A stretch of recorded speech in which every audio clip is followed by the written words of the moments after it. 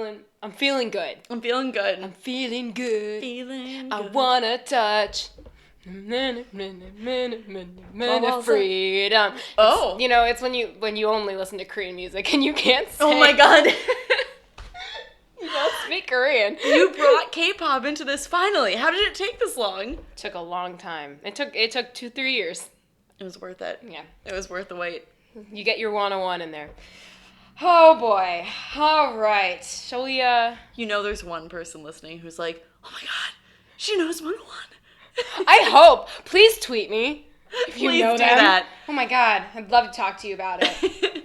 Oh boy. If honestly, if 101 could redo the Game of Thrones theme song, and that could be what season 8 is, just like revamped. Would it be like... I can't even imagine. Would it be like 1-1 on 1? Like, it's 1-1's the giant? 101's 101.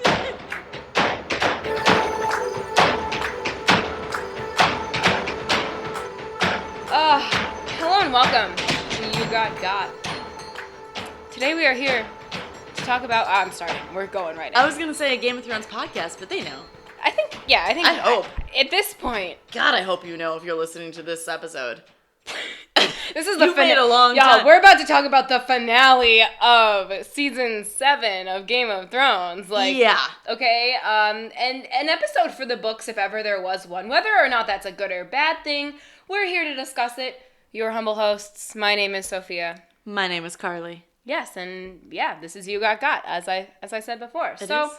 I think we should, before we rip into the episode, I think we should start out with the beard rating. Let's get it out of the way. Reversing it. Yeah, there's no beating around the bush here, okay? I think that the listeners should know where we, as passive viewers of this behemoth of a television show, Game of Thrones, where we stand. So, Carly, without further ado, what was your beard rating for The Dragon and the Wolf? I had to think of the title. Because I hate that title so much. It should have been renamed A Song of Ice and Fire. Not because I... No, that would have been just like dancing on my grave at that point. That's true. Oh, that's true. Which I wouldn't hold it against them, or hold it above them. I don't know what the phrase is, but hold it to them. Yes, my rating for just the episode was my rating was actually a hair rating and not a beard rating. Ooh. Yes. I mean, I don't know why we haven't done it before. We've done takes on it before, but this is, I think, the first hair rating. Perfect. Let me hear it. My hair rating is the Hound, because half of it was really good, and the other half was just not so great. Yeah. So, yeah. Okay. Poor Sandor Clegane. I'm sorry. You can't... Yeah, I mean, you can't lie. No. He doesn't have good hair. He respects honesty, I feel. Yeah, he would appreciate it. And then he'd probably be like, yeah, I know. What of it? What are you talking about? You think I don't know that? Like, you think I don't wake up every morning and look in the mirror and see my hair? So and I'm reminded of what my brother did to me as a child, reminded of that trauma? Well, damn. I mean, this episode gave me some trauma, so... True. Me too. Yeah. Me too. My beard rating for this episode, I'm giving it a Sir Roderick Castle. Ooh. Now, if you don't quite remember, let me refresh your memory. He acted as the Master of Arms at Winterfell in seasons 1 and 2 before being brutally killed by good old Theon Greyjoy. Oh, boy. And his beard is, I mean, it's something else. You need to describe it. Oh, I will. And paint a picture. So basically, it's two pieces of hair that come under, like, kiss his cheekbones and meet under his chin. It's like... And then twist. And then it's, like, way longer than it needs to be. Like, it keeps going for a while. It's unrealistically long. It's like he grew out his sideburns, and they were the chin version of a comb-over. Because he couldn't grow enough on his chin, and he was really trying to do something different. Needed to get that covered. Needed. So, he thinks it's cool, right? But in reality, it's just trying too hard. It's not real good. And that's, to me, the essence of what The Dragon and the Wolf was. Yeah, I love that. Yes. That's true. Yeah, so that's sort of where we stand in the episode. So just know that this podcast, today's humble podcast, will be mostly griping. Oh, yeah. If you're not ready for that, maybe. I mean, I still want you to listen. I mean, I do too. Yeah, I do Please too. still listen. Listen, because if you disagree with us and you just loved this dang episode, please talk about it with us in the Twitter sphere. Yeah, tweet at us. I want to know what you liked about this episode, and then I want to rip it apart. Exactly. Please tell me what you enjoyed. But actually, Carly, please tell me what you did enjoy. What were some of the highlights of this episode before we dig in? Because, look, I did enjoy parts. There were parts where I screamed for joy. Okay? There were 2 moments that stand out. Moments that stand out to me that really took the cake. And one of those moments was sort of Tyrion and Pod's reunion. Yes.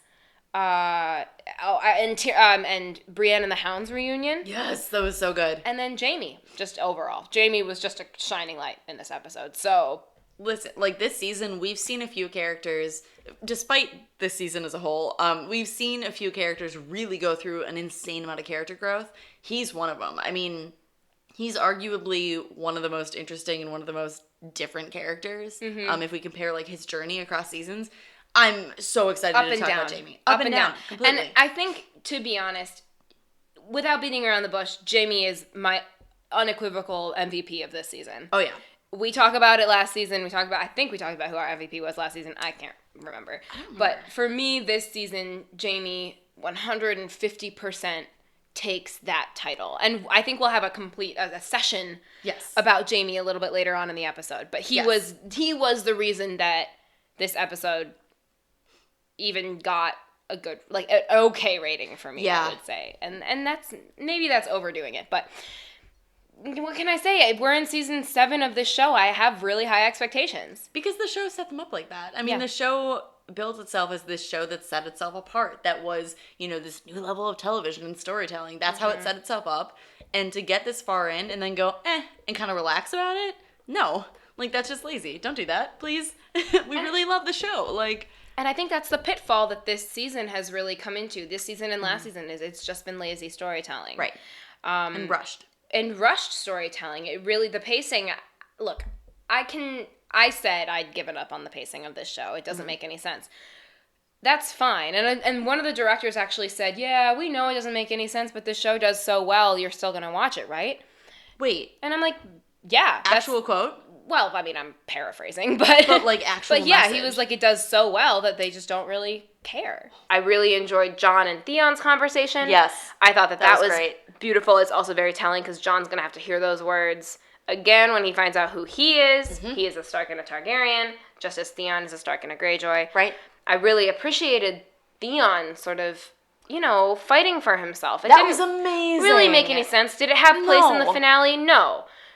But it was nice to finally see. That was one thing where they've been... and dragging their feet with Theon. They have been dragging their feet. Well, and that's the thing with the pacing is, like... they didn't need to drag out Theon coming into his own. No. For, like, a season and a half. They didn't have Only to have it culminate in 5 minutes in the finale of season 7. Which, and again, like, I appreciate it. I really like seeing this character finding his own strength. I'm all about that. He's gone through a lot. Oh my god, he's gone through... And to see him not having anything down yonder pay off? Yeah. It was kind of one of those moments where it's like, oh my god, I'm powerful. I'm powerful. I'm still a badass. I'm still a man. I loved that part. I loved that scene. I was like, thank you for giving me that. It's great. Did it fit in the finale? No. No. Would I have rather seen him rescue Yara in the finale? Absolutely. Instead, we still don't know if Yara is alive. We don't know where Yara is. No idea. All we know is that Theon is going on some mission to save her. Yeah. I don't know. It doesn't make any sense to me. I don't know. It doesn't make any sense to me. I loved the final scene. That was death and awesome. destruction, baby. Oh, man. And it breathes ice fire. Like, coolest thing ever. I loved the final scene. That was great. Jaime was definitely a plus. I actually really liked seeing Tyrion back at home and talking with Cersei. Oh gosh, yes. Yes. Like, the scene didn't go as well as I thought. And like, there was a lot they could have done there that they didn't. Yeah. I don't think the mountain had any place in that scene, but The Mountain had no place in this episode. I'm sorry. I don't know what he was doing. Except for the beginning. But not even. Like, but look, as much as I care about Clegane Bowl and having Sandor see his brother and see what he's become, it felt cheapened. The moment felt cheapened. It's like, if I want, like, it was felt thrown in and rushed. Yeah. And that is the, like I said, it's the pitfall of this whole season, it's the pitfall of this episode, is that everything, the pacing was just off. All of these small conversations that all of these characters had could have been elongated and done so much better, but instead we got a gratuitous vanilla sex scene. So, like... Yeah, damn. Yeah, that's all correct. Episode over. Do we need to say anything else? Nah. We can just end it there. All right, check, please. We're done. We're done. We're good. Check. Check, please. It's our apartment restaurant. Yeah, so I really like those scenes. I loved what they did with the Stark sisters. That was great. Had its weak moments and had its problems, but like everything does, and I still really loved the scene. I thought that was great. So those are some things I really liked about it. I liked Dany's arrival on Drogon to kind of like flex that muscle a little bit. I liked it. I did. You're making a face at me, but I don't know. I just liked, you know what I liked about it? I liked Cersei seeing a dragon. Pouring wine. We need it. We're already done with this. Oh my god. It's like we're 5 minutes in. So I really like that that's the moment that Cersei saw the white. Can I just say, I should have said that Lena Headey was a highlight. Great. For so me in good. This episode. Because Cersei is a character that has... How do I say this? I think that Lena Headey is an impressive actress. Yes. I think that woman has done things with this character that no one else could have done. I think that they are writing Cersei very poorly this season. I think that they don't care about her. Mm-hmm. I think that they've sort of given up on her, which is why she didn't kill either of her brothers when she had the opportunity to, which is why she just bent over backwards and then faked her word. She's just like, it's clear that the laziness in storytelling revolves around the Lannister sort of parts of the series. And it's really hard for me because all I want is for Cersei to be just like this incredible villain, right? And she was at the end of season 6, was it? Yeah, the end of season 6. She was. I mean, look, they paired her with Euron Greyjoy, who they completely ruined as a character. So, I mean, not ruined, but he's just not interesting. Like It's not surprising. It's not surprising. It's not, but Lena Headey has some chops, and she did really, really, really well. She did. Yeah, she did a really good job. For what she was given. Yeah. The content that she was given, she did incredibly well. She spun string into gold. Straw into gold? Straw into gold. Straw into gold. And string. Both. She turned everything into gold. Who knew it was possible? I didn't. So we open in King's Landing, and as we said before, it's this meeting of all of these characters we have known from season 1 until now who have never met. Meeting for the first time. Which was pretty cool. Or re-meeting, right? Tyrion and Bronn, Tyrion and Pod. A lot of reunions. Brienne and the Hound. Lots of reunions. And then you get, Jon meeting Cersei. Brienne Jon meeting Brienne and Jaime. Mm-hmm. Yeah. Oh my god, Brienne and Jaime. I know. I'm such a sucker for that ship. I know, I'm sorry, I know Tormund loves her, but like, Brienne is the reason that Jaime went back and talked to Cersei. I don't even ship it. I just like them as a team. But I think that what Jaime wants deep down is a woman like Cersei. I think Brienne. I think Brienne and Cersei have very similar qualities. But one is good and one is evil. But one has done right by her power, and the other has not. I agree with that. Well, Brienne is extremely honorable. That's a huge drive of hers, and she's extremely loyal. And I think she and Cersei are kind of like sort of opposite sides of the same coin. Like Cersei is loyal to her house. She's honor-driven to her house. If nothing else. Yeah, and to herself. She's power hungry for her house. Mm-hmm. Yep. And I would argue Brienne doesn't care about, Tarth. It's not that that's what she cares about, but honor. She's absolutely driven by that. And when she says to Jaime, this is not about houses or oaths. This is about survival, basically. Yeah. I think that's what wakes Jaime up to the fact that, Right. You know, after seeing... This is bigger. This is bigger than that. And you think that Cersei's seen it after they bring the white back. Yeah. And have this big reveal. And she looks mortified. She does. And terrified. And like she's never seen anything like it before. Yeah. But then, instead of agreeing, she first poses this option of, okay, yes, fine, I will ally with you, but Jon, you can't swear fealty to anybody. Yeah. As King of the North, I need you to be impartial. Right. John's like, nah, dog. I want to get laid. Honest Jon. That's I all want to get laid, okay? That's all he wants. Like, I'm sorry. At the end of the day, I gotta stay true to my queen, Danny. I love when she's like, I can't have babies, and he's like, Have you tried? He's like, have you considered that witch a reliable source of information? Can I help you dispel that myth? Is kind of what he's... And then his puppy eyes like... Oh, can I just... Look, I can't. The acting in this episode was super good.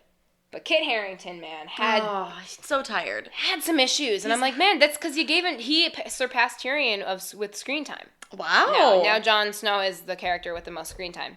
And I'm like, give Kit Harington a break. Oh my God. He does not need to be in every single episode. He was so tired. Like, he looks tired. He looks tired. Like, look, he's not fantastic at acting anyway. No. Okay? I'm sorry. I love the dude. We love him. He's great. Nothing but love for him. His visual face acting is great. Yeah, he's a visual. Sure. His butt is the only good part of that scene. I don't know though, dude. It's pushing it for me. By Jon not pledging his loyalty to Cersei, by Jon saying, no, I am loyal to Danny, I think Cersei, it clicks in her head, yeah, I can't win this war. Yeah. When Cersei saw Danny fly in on Drogon and realized she is who the prophecy was about this whole time. Yeah. Like, Cersei has that realization, and then you've got the White, and then you've got Jon refusing to swear fealty. It's all sort of building up on her. So it makes sense that she would initially be like, no, then fine. Yeah. Fine, the crown does not accept, and then it makes sense. It's what happens after that. It's the fact that first Jaime tries to talk to her, then Tyrion tries to talk to her, then she's like, okay. Also, then she's faking it. Yes. Then Jaime tries to talk to her and has the exact same same scene that Tyrion does. Oh, it was exactly the same scene. And then her story is over. Yeah. Like, first of all, I'll say too, I would have loved to see the first scene of Jaime and her talking. Would have loved to see that. Them arguing. Oh, he was like, yeah. Tyrion was like, I take it you talked to her. He goes, yeah, until she told me to leave. Why didn't we see that? I would have much rather, and look, there are scenes in this episode that I did not need. There are scenes in this episode I wish would have been longer. Like, I love that we got the slow pacing of the conversations, I really appreciated. Yes. The fact that Tyrion was able to take a break, pour himself some wine, pour Cersei some wine, talk about it a little bit. That was great. We haven't had a conversation like that since season 4. No. And to have two of the strongest actors in the show be in the same scene together and just be freaking going at it. It was beautiful. And that was a beautifully done scene. It really was. And that was seasons long build up. I mean, here's the thing is like so many people were like, oh my God, like Daenerys. Oh my God, the scene. I don't care about that build up. I cared about the build up between the characters who had the most tension between them. And oh my God, like these two characters finally talking. I mean, coming to blows for a while now. Yeah. The tension has been building and building. He killed their father. He destroyed so much of Cersei's and what life. she said is, you left us, like, exposed. She has a point. And she's not wrong by killing the head of the family. Well, and that also made her more interesting because they lightened up on making her an interesting character. And you bring that fact in and it's like, oh, this character isn't just like black or white. She has all of this kind of going on. She has the prophecy. She has the fact that Tyrion killed her father. Like, I like that they brought that back in. And just kind of gave her a little more, like, flavor. Well, it reminds you that she's fighting for something. Right. That she actually is... It's not just that she's power hungry. She's terrified that her house is going to disappear. Right. And that is one thing that came across in this episode very well, is that not only is she worried about her, like, position and power, she's scared. Not only is she scared about, like, she's scared to see the White, but she's scared that, like, her house is going away. She's scared that people are leaving her. She's scared that everything she's been fighting for kind of means nothing. Because here's essentially what it means to be faced with a white and going, oh my god, like this battle for the throne doesn't matter. It means everything she's been fighting for doesn't matter. Right. Nothing. The game, please. Doesn't matter. The game that you have spent your entire life learning how to play. Yeah. All you know. All your father taught you how to do. The game doesn't exist. So, the game has been an illusion. Basically, Cersei's everything has been shattered. Yeah. And when you see it like that, you can understand where she's coming from. Yeah. It doesn't excuse the bad writing. It never does, yeah. But you can definitely piece apart why Cersei reacted the way she did, and now she's lost the only person that she considered her equal. Right. And not even in the show. I would argue in the books, definitely, she sees Jaime as her equal. And in the books, I don't think she would ever have the Mountain draw his sword on her brother. Yeah. The show, she's a little bit different, as is with all the characters. She has now lost her only source of protection. Yeah. But, I mean, in terms of love. Like, the only person that loves her is now gone. Yeah. So what is she gonna do now? If we're looking at Lannisters in the history of Lannisters, she's the only Lannister left. Yep. She's alone. And she's completely alone. Yep. Yeah. Because Jaime, you can see very clearly that Jaime has left his house behind when he leaves the capital for the last time. The capital. The capital for the last time. You can tell I'm from Chicago. King's Landing. He's not wearing the Lannister gold or red. He's covered up his gold hand. Yeah. He is no longer associating himself with House Lannister. Mm-hmm. He's now only a soldier in the war. And I think that's really, and to sort of draw that parallel to Cersei now, she's never, when was the last time Cersei wore her house colors? And yet, this is the house that she's fighting for. Everyone just wears black now. Everybody wears black. Literally house everybody. House colors don't matter. None. No. This isn't Harry Potter. Like, nobody's wearing, like, their little red and maroon. Their little maroon and gold sweater. Like, this is, everyone's in mourning for the show's writing. It's a bit meta. But they get it. It works. The person who makes the clothes for the show. If the shoe fits. That's all I'm gonna say. So, in the conversation between all of these big players, between Jon, between Cersei, between Danny, Davos is there even though he barely gets a line. This whole season, I think Davos has had maybe 5 minutes worth of lines. I don't freaking, maybe. And he was a little bit of comedic relief in the first ones, which is, he was only comedic relief. Let's not beat around the bush here. He literally convinced men to eat Viagra. He's a cute little grandpa. It's fine. Everything's fine. So you have all of these characters sort of meeting. The Hound unleashes the white upon the viewers. They gave the audience the little. Is it there? Is it there? not? And it was, of course, it's there. Where would it have gone? It just played dead. It just had to play dead for a second. It was like. It opened, the world, it saw the world, and it was like, no. I don't like this. Too much. Sad. Culture shock for the white a little bit. It doesn't like studying abroad. No, it's not a fan of King's Landing, let me tell you. I went for 2 hours, and I was like, nah, dog, this is too much. So, Cersei sees the white, Jaime sees the white, Qyburn sees the white. Everyone. But Qyburn had some very interesting reactions to both the white and the dragon. The dragon showed up and he was like, I want one of those. And then he picked up the white's hand, held it up, was like, Jaime, is this yours? And then was like, this is really cool. How can I make this? How does this white, like, what is the difference between this white and what he creates? And I'm interested to see if he'll go a little bit more deeper into that next season, because I don't think that Qyburn is a character that's going away. He's the hand of the queen. He's always been in the background. Yeah. It's just interesting to me that he's been sort of the death character, right, in this show. He's been the one that's always sort of steeped himself in death and around it. Well, death and reanimation. I mean, well, everything he's Dr. Frankenstein. He is Dr. Frankenstein. Yeah. So it's very interesting to sort of see his reaction to the white, how he goes up and picks up the hand. He has no fear of it. Mm-mm. He goes right up and grabs its hand, picks it up, and is like, Nifty. Nice handy. Oh, no. I was going to say this. Just nice handiwork. That was an accident. That was an accident. This is why I drink. I swear that one wasn't on purpose. I had that thought. I was like, she's going to make a handiwork freaking pun right now. No. Right now she's going to do it. And then you stopped yourself, but it happened. It wasn't. You can't deny it, Carly. No, it happened. Listen. It happened. I'm listening. It's real. It's you can't canon. deny it. It's canon to the show. I just didn't Here on expect YGG. It's exclusively. canon. Oh, God. So yeah, lots of conversations happen in this Coliseum. Yes.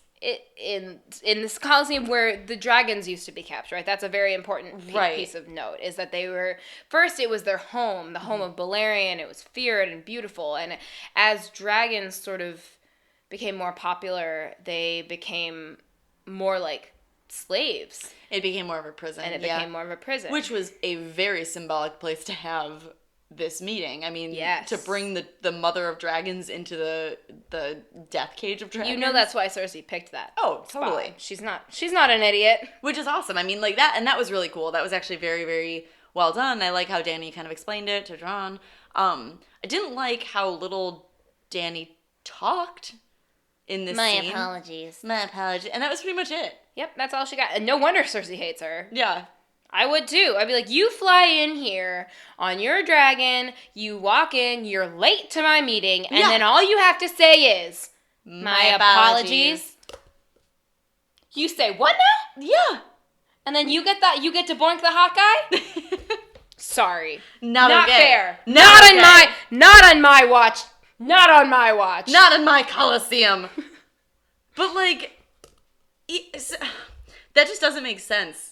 For her character. I mean, there was a 5-minute scene between her and Jon when they first met of her being like, do you know who I am? And that whole thing happened. And then she meets Cersei, the person who is her biggest I can kind of get it from a strategy standpoint. She doesn't want to come off as I will burn this place to the ground. That's not the right way to do it. But talk. At least. Why have we seen her suddenly reduced to this character who talks less than Jon, the guy she's gonna bang, who lets all of her people talk for her? That never happened. That is not a Danny trait. She just lost a dragon. That, if anything, would fuel her to talk more and to make this case more. But instead, she hides the fact that they've lost a dragon, and Cersei totally picks up on it. She's like, where was that third dragon? Yeah. And Jaime's like, probably guarding the troops. And she's like, no! Do you think I'm an idiot? No, I don't think you're an idiot, Cersei. You're the one that's sitting on the Iron Throne. If anything, you're the one to fear the most. So... And also, why would she bring both dragons?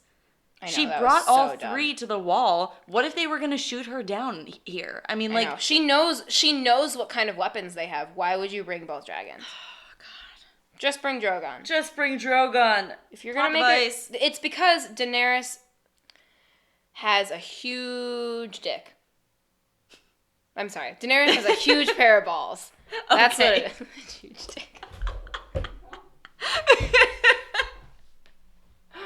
Oh my God. That's the secret. There it is. You know it now. You heard it here first, folks. We figured it out. That's why Jon looked so surprised during that Oh my scene. God.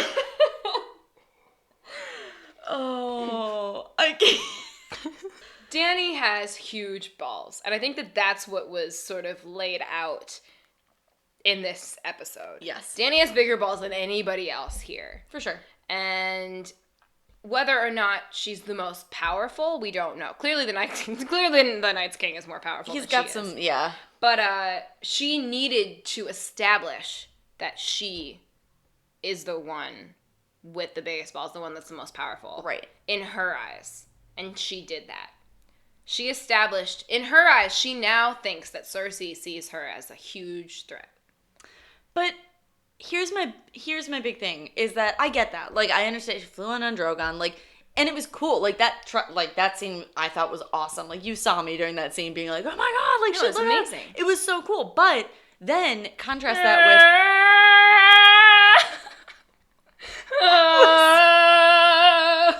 I'm sorry.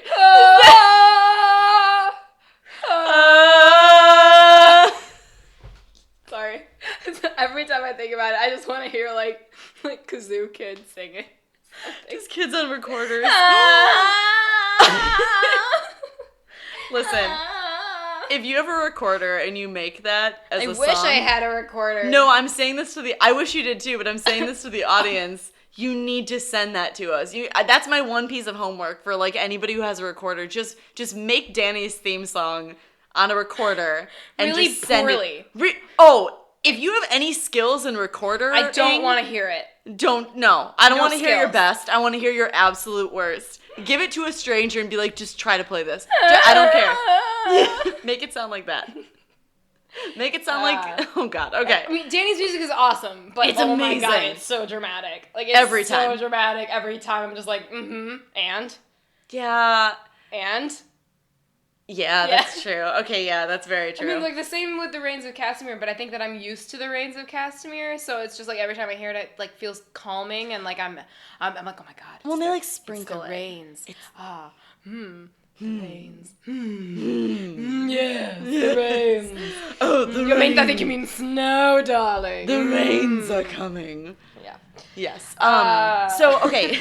Anyway. That was quite a tangent. That was a good one, though. That was a very good one. Contrast that with... So, okay, Danny flies in, makes a big show, as she is one to do. Yes. But then she later, with Jon, is talking about how without their dragons... the Targaryens were nothing.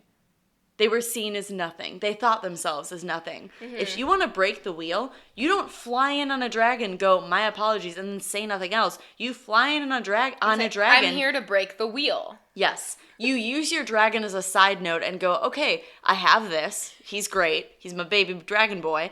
Check out my firstborn son. This is my firstborn son. Yes. Like, but then also check me out. This is what I can do. This is what I want to do. And this is what I have done. Like, this is look at the Unsullied. Look at all of the people that I have freed. Right. All the things that I have done. Never came up. Nothing, not once. So of course Cersei doesn't believe her. No. Of course I wouldn't either. I'd be like, you come in here and expect me to just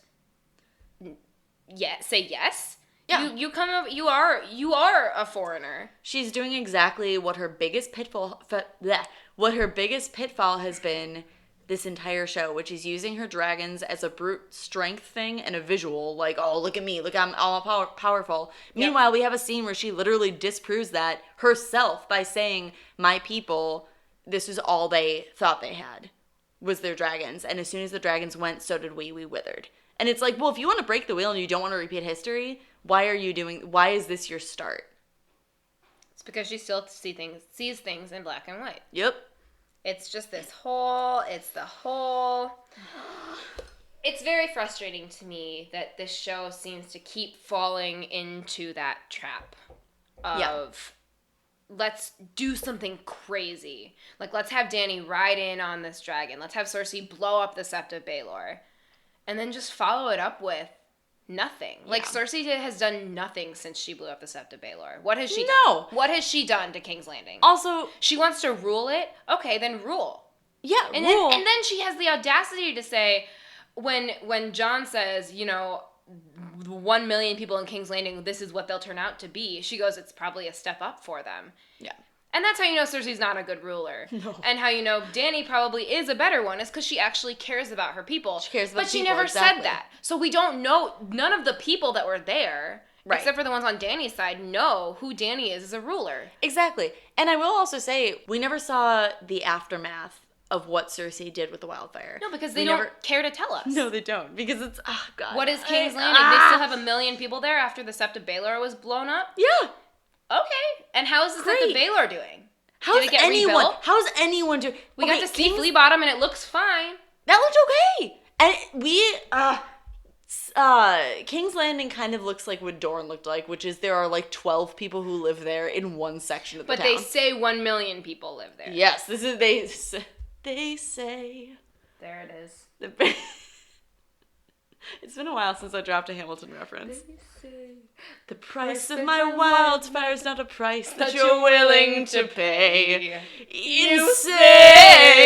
Yeah. You cheat with the Dornish, now I'm fighting with the Greyjoys and the Targaryens. The Targaryens.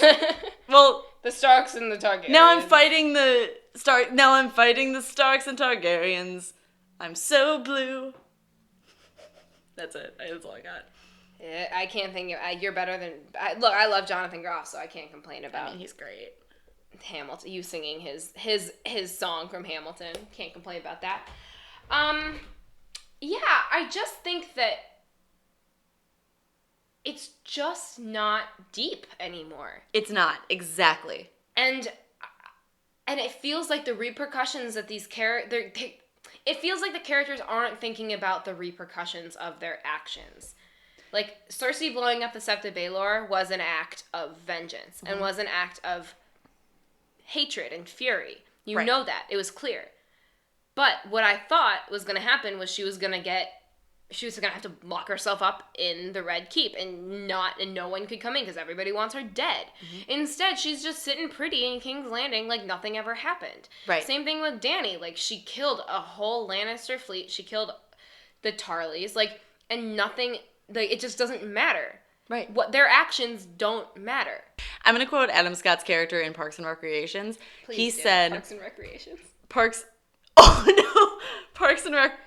Just say Parks and Rec, yeah. Parks and Rec. I'm going to quote Adam Scott's character in Parks and Rec. Ooh, Ben Wyatt. Ben Wyatt. He was obsessed with Game of Thrones, and he said that it was real-life problems in a medieval setting. Now we have a series of plot points strung together in a medieval setting. Yes. It's not people anymore. It's not about repercussions. It's not about real people almost having like this D&D like experience where it's like every decision you make will affect you down the line. Like, right. And that's also real life, not just D&D, but I play D&D, so that's got to come in here somewhere. But that's what's missing is like, and that's what we saw for so many seasons is like every... The repercussions. Well, and stakes. There were stakes to every decision. Mm-hmm. There were stakes to everything these characters were doing. Literally every single thing was complicated. Everything. Anything a character did was like, well, that's going to bite you in the butt later. Exactly. Absolutely. And now it just doesn't matter. Now it literally just seems like the characters are vessels for plot points. Yes. That the writers or that the showrunners want to use. I don't understand why they're okay. My rant is over. But no, it's almost like it's like these crazy grandiose things that they have the characters do. Lives are lost when they do them, right? And in season 3, like when the Red Wedding happened, right? Yeah, mass murder. People, it mattered. It really, really mattered. And it mattered down the line. Arya wiped out their line. I can't see that happening again. And now that might mess Arya up. She killed an entire family. Right. That could totally mess her up. But the fact is it won't. Right. Because she is the main character of this show. And because she is bigger fish to fry than some Frey coming back and wanting vengeance. It's just not going to happen. No, it's not. She's a bigger character than that. Yeah. And the problem is that would happen in the books, maybe. Or in real life. Yeah. Odds are. You pay for your actions. Yeah. And that doesn't seem to be a thing anymore. There are none. No. Like, literally none. John and Danny are aunt and nephew, and they're sleeping together, and the only consequence is going to be a baby. Yeah. That is necessary? Maybe. I mean, we'll talk about that when we get to Bran, but I have a theory about that. In the Colosseum, once the White is released, Euron takes one look at it and is like, I'm going back to the inn. He's like, well, first of all, he says, can they swim? Yeah. And Jon is like, nah, but they can sort of float. They can kind of float, I would guess, because they pop back up and try to pull Tormund under. They can kind of swim. Yeah, I don't really, because how did they get Viserion? How did Viserion get reached if they can't swim? Jon is not a smart boy. No, don't try. He's like Harry Potter. He is the worst at paying attention. Yes. Like, Harry Potter I love him. Love that boy with all my heart. But man, what does he know? What did he pay attention to? He knows as much as Jon, which is very little. Nothing. It's nothing. This episode, if anything, has proven that point that Jon Snow knows nothing. What was I going to say? They're in the Colosseum. No, I was talking about Jon and Harry Potter. Euron Greyjoy. Euron Greyjoy. He goes, yeah, nope. So Jon says that they can't swim, and Euron goes, good. I'm leaving. I'm taking my fleet. I'm going back to the Iron Islands. And he looks at Daenerys and says, you should do that too. We'll be the only ones alive at the end of this. Yeah. First of all, no, that's not going to happen. Way too much of an easy lead. So easy. Secondly, clearly there's an ulterior motive here. Yeah. What it is, we find out later in the episode, but Euron is not a scaredy cat. No. He is the most feared pirate in all of Westeros and all of Essos. Look, he's not going to turn tail and run from an army of the dead. There's just no way. What we find out he's doing is sailing to Essos to pick up the Golden Company for Cersei.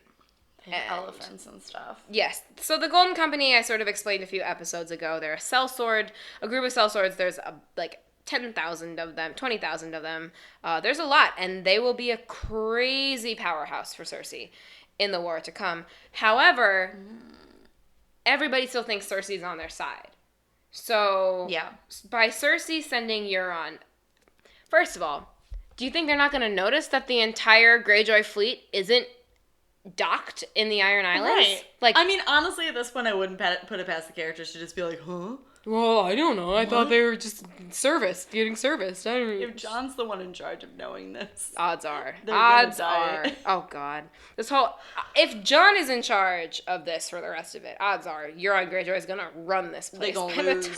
God. Euron Greyjoy and the Night's King are going to engage in holy matrimony. Yeah. And that'd be great, actually. I would love that. Actually, yeah. I mean, sign me up on that. Ruin Westeros. Just completely. God, yes. But I'd never see that coming. I just want them married. I think what would the ship name be? His ship is named Silence. The Night's King is the Night's King. Euron Nightjoy. Euron Greyjoy. Night's King. Grey Knight. Grey Knight. Grey Knight. Grey Knight. I like that. That's the ship. Yeah. I think the ship would be Grey Knight. Yes, Grey Knight. Grey Knight. Grey. I love it. Knights. Grey Knight's Joy. Anyway, we'll come back to that one. Very important. We'll come back to that one. But basically what we know is Euron and Cersei are not done being in cahoots. Nah. With each other. Euron still very much wants to marry Cersei, even though, I'm sorry, he should see that it doesn't matter. That there will be no Iron Throne if you don't fight in this war against the Night's King. It's all just like, girl, like Cersei, lady, you got. Well, okay. There with that, I would argue, and this is just such a stretch because I feel like to justify anything anymore has to be a stretch, but. With Cersei and Euron, what I will say is that one thing they share very much in common is arrogance. So for them to look at, like, this is the greater threat and go, I still want the throne, that does make sense. Like, it does. It makes sense. Like, I'm not super surprised about Euron brushing off that threat. Even if they see a white, like, I can still see them being like, yeah, but like... But does he really think that he can defeat an army of 100,000 strong? A, I think yes. B, I think he's arrogant enough to think that he can do it because, and also he has the ocean. The Night's King has a dragon. The Night's King they don't know that. Which they neglect, well, first of all, Daenerys neglected to mention that a dragon had died. I don't know why. The Night's King could kill a dragon. Which I get you're entering into an uneasy alliance and you probably don't want to reveal your weaknesses, but the fact that the Night's King can take out your biggest player, that's a really, and I feel like someone would be like, wait, he can reanimate corpses? If they had said, oh, I don't think this is too much of a threat, and she goes, yeah? Oh, I know, she doesn't know that they have a dragon. Shoot. No one knows that they have a dragon. But true. Had Dany said, no, one of my dragons died, someone probably would have been like, wait a second. The cogs would have started turning in their someone's brains. Head. You would think that maybe Jon, Tyrion, or Davos, or Tyrion, or Jorah, who, can I just say, Jorah, I'm sorry, man. I'm so sorry. I mean... I feel you. I feel your pain. I get it. You were there for her. But you're too old. I would, look, not for me. Not for me, okay? I'll be honest, not for me. No, that's true. But for Daenerys, apparently, too old.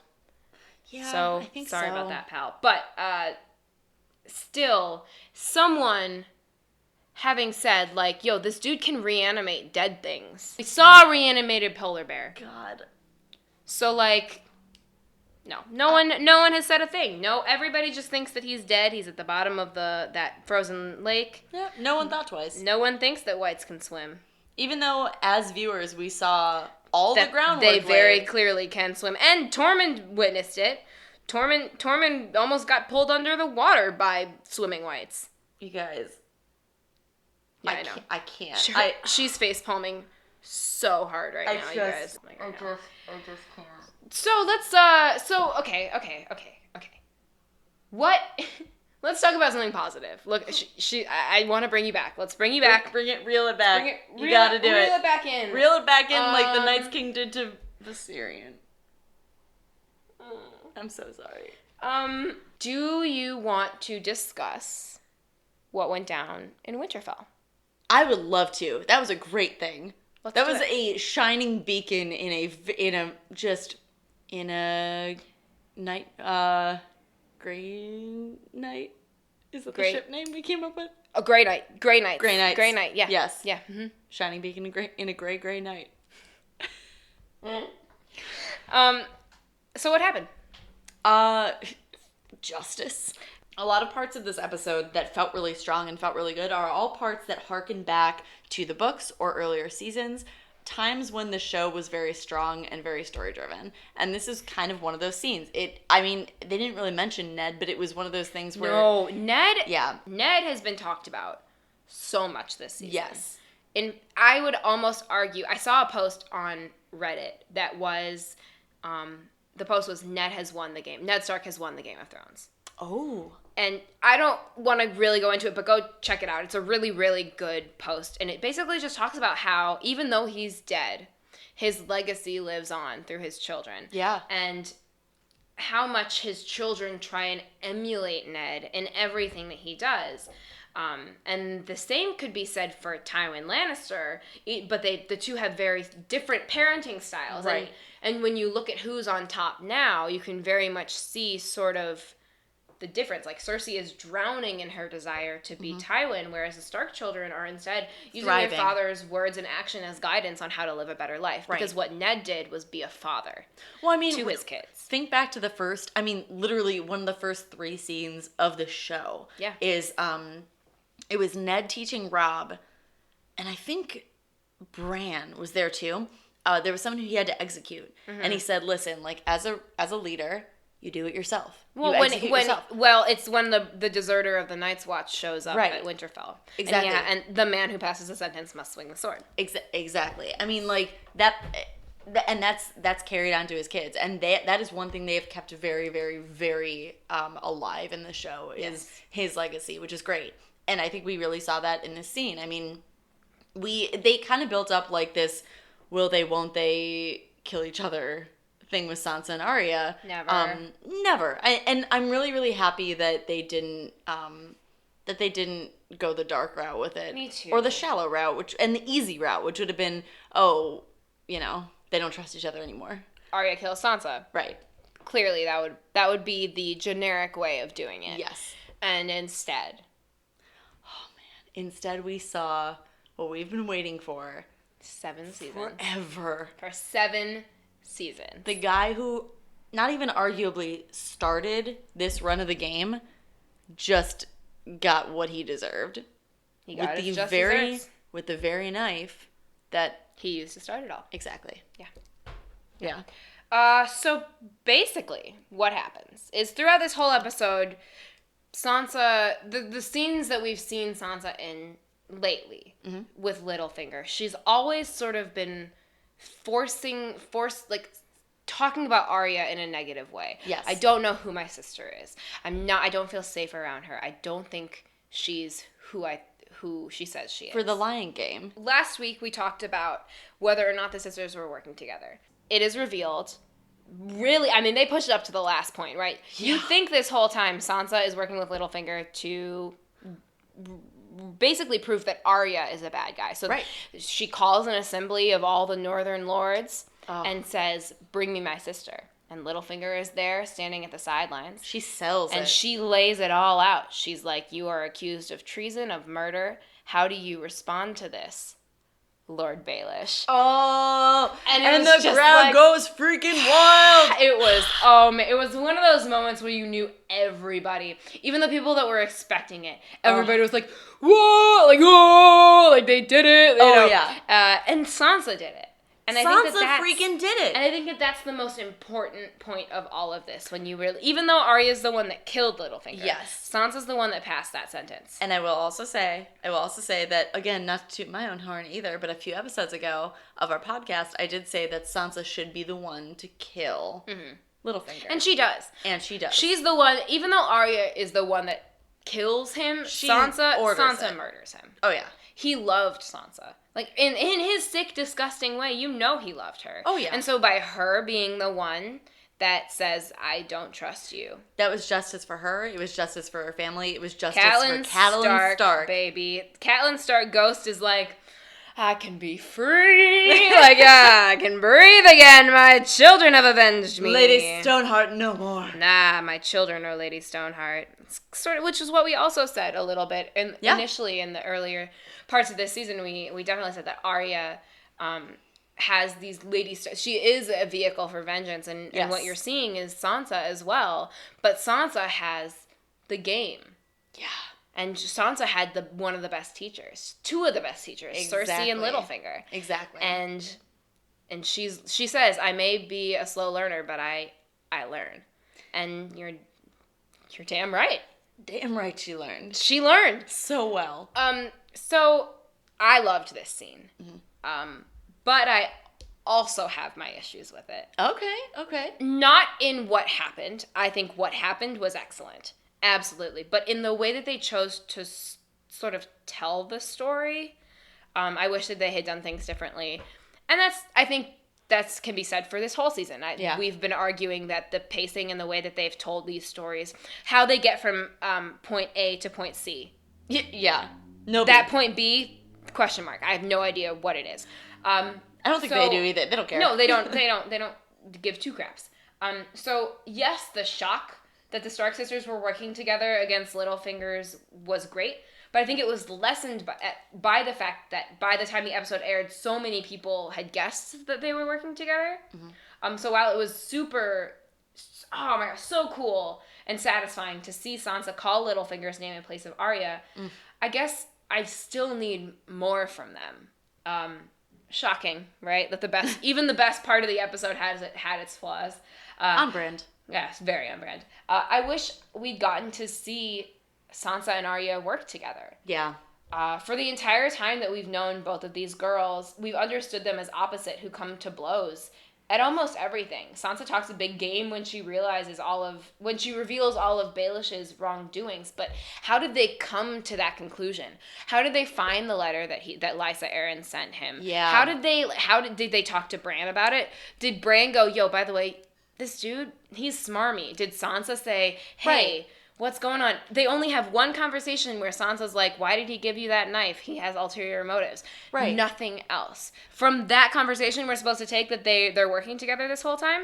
I'll also say my own little personal gripe with it, because I completely agree with that. Like, I would have, and Game of Thrones doesn't do, like, flashback scenes, but honestly, this would have been a good place for it, for just one conversation. They do flashbacks, because we saw Rhaegar and Lyanna get married. Well, I mean, I would argue that those aren't flashbacks so much as they are... they're plot points. They're plot points that happen in real time and looking back. So it's not really a flashback. There's only really been one significant flashback, and that was Cersei getting the prophecy. So I would have loved to see that. I would have loved to see a conversation between the sisters, and with Bran. I don't care, like, anything. Also, why... So Littlefinger gets the Raven message that he knows in his heart will tear apart these sisters. Why didn't he think, if they have this message, they might have another message that could completely destroy my goal and my reputation? It didn't make any sense, really. That he had no idea that it was coming and that they had been working together this entire time. If this season is all about changing history and learning from past mistakes, then we should have seen them working together earlier instead of it being held back for the sake of shock value. Yeah. Instead of it being held back just because it's the season finale. And it goes the same with Bran's reveal of who Jon is. It's like all of these key points of information that we already know. are being held away from us or being kept a secret. And then when they're revealed, we're like, yeah, and? I have so much to say about that. Yeah, so, I agree, though. I mean, you can't use things that the fans have been saying for years as, like, these huge moments. You can use them as, you can confirm them, but you can't use them as, like, oh my god, cliffhanger. It's like, no. These are characters whose stories we care so deeply about. Like, we've come to care about these characters and known them over these 7 years. That's why people watch the show. Exactly. And it seems like they're just being given, like, grandiose lines without actually taking any action or doing any growing. And really, it's only been in this season. I still think that season 6, with all its pitfalls and problems, it was still, like, the characters still made sense. For sure. Right? Instead, like, they should be doing these wild things, but that make sense to the plot, right? That like harken in on the plot, and instead the audience got to watch it from Peter Baelish's perspective for the entire time. That's how so basic true. And sort of I feel like that's disrespectful to the audience. As viewers, we have very little power, if any, in terms of changing viewpoints of the showrunners. Mm-hmm. We're pawns for them. Yeah. We just wait and watch and hope what they're giving us is worth the time. And the problem with that, with this season, is that they haven't given themselves enough time, and the things that they have done don't outweigh the dead weight of what they've done with this season. Right. Yes, it's great that the Stark sisters are working together and that they do believe in each other. Arya goes, I never would have been able to survive what you've gone through, and Sansa says, yes, you are. You're the strongest person I've ever met. And Arya goes, that might be the nicest thing you've ever said to me.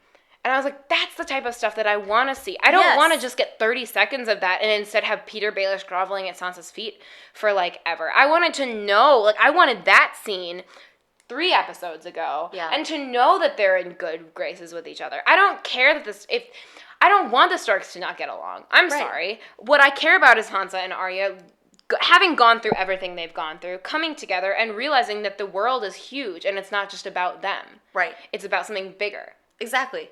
No, I completely agree with that, and it's the treatment of that scene is very much a metaphor for the treatment of the season, which was taking these things that we genuinely care about, these character traits, these family, legacies, things that we and these fan theories that we really care about, and almost making them like, I don't really know how to even word it, but like, kind of, I want to say like whoring them out, but I don't like that term. Well, it's pandering. Okay, yeah. I mean, it's, yeah. I can't come up with another term to, like, use it, but it just, yeah.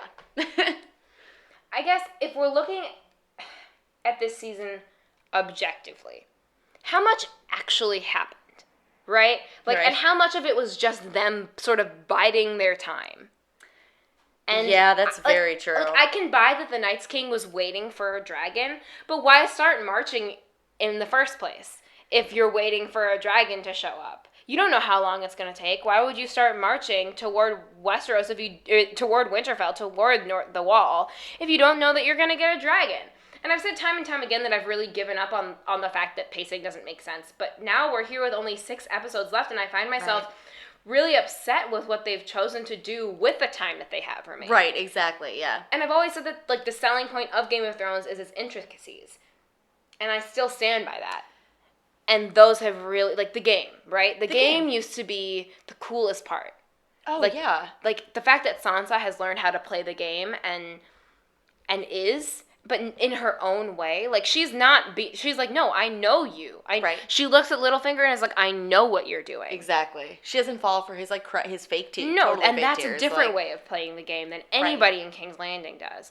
And instead of focusing on that, we get 5 minutes of that, maybe more. Maybe a little bit more. And mostly, we get Jon and Danny. God. Yeah. And that's, here's what I'm hoping happens, is that this season, the main purpose was to show that the game that we've seen played for all this time doesn't really matter. No. It never really has. No, it never has. The way the book series starts is Beyond the Wall with the White Walkers. The game has never mattered. It's been interesting, but it's never truly mattered. So what I'm really, really hoping is that they burn through this season, because next season is when the real storytelling is going to happen. But why burn through a whole season? Oh, I agree. Trust me. I completely agree.